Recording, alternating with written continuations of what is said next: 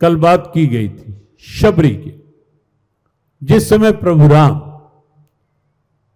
दंडक वन में प्रवेश कर रहे थे, अचानक उनके मस्तिष्क में जब आया था और उन्होंने लखन से पूछ लिया था कि लखन जरा ध्यान से देखो, ये दंडक वन ही है ना? लक्ष्मण ने कहा, हां प्रभु, है तो दंडक वन ही, लेकिन आपका भाव एकदम इतना बदल क्यों गया? कुछ क्षण पहले आप इतने उदास, इतने हताश से दिखाई दे रहे थे, सीताहरण हो चुका था। और कहीं पत्तों से, लताओं से, हे खगमृग, हे मधुकर श्रेणी, तुम देखी सीता मृग नैनी, पूछते हुए डोल रहे थे कि तुमने सीता को देखा कहीं क्या? लखन ने कहा, प्रभु कुछ क्षण पहले इतने उदास और एकाएक दंडक वन में प्रवेश करते ही आपके अंदर इतना उल्लास, ये अंतर कैसे? तब भगवान राम ने कहा, लखन तुझे नहीं पता, इस दंडक वन में शबरी रहती है। और लखन दंडक वन में आते ही एकदम मेरा ध्यान शबरी की ओर चला गया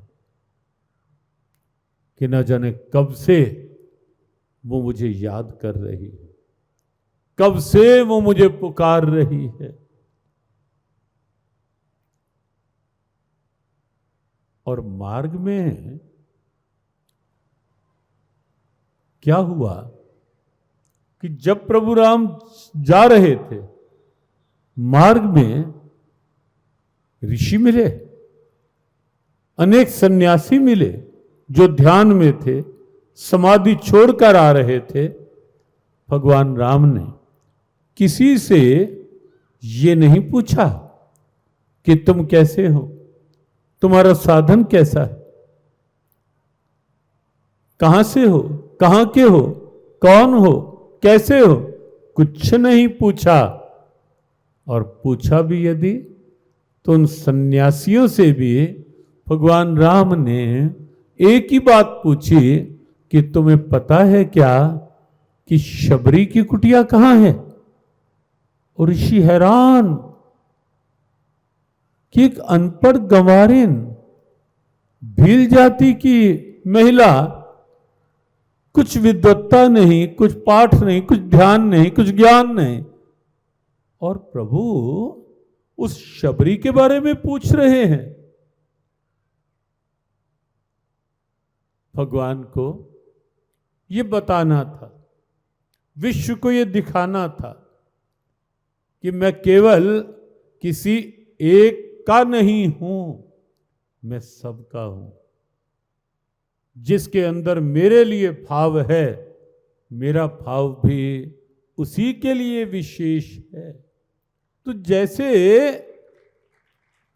परमात्मा सबके हैं, उनकी दृष्टि में कोई भेद नहीं किसी के लिए, ऐसे ही आप विश्वास करें कि परमात्मा की ये अमर वाणी श्रीमद् भगवद गीता भी सबके लिए है, सबके लिए है। और इसीलिए वो आह्वान भी जो किया गया गीता जयंती के दिन के लिए कि किसी माध्यम से जुड़े, बच्चे जुड़े, बड़े जुड़े, और हमें बड़ी प्रसन्नता है कि जो सर्वाधिक संख्या आई उस जुड़ाव में, करोड़ों लोग जुड़े, सर्वाधिक संख्या जो आई वो बच्चों और युवाओं के सामने आई, जो 1 मिनट एक साथ गीता पाठ के आह्वान के साथ जुड़े।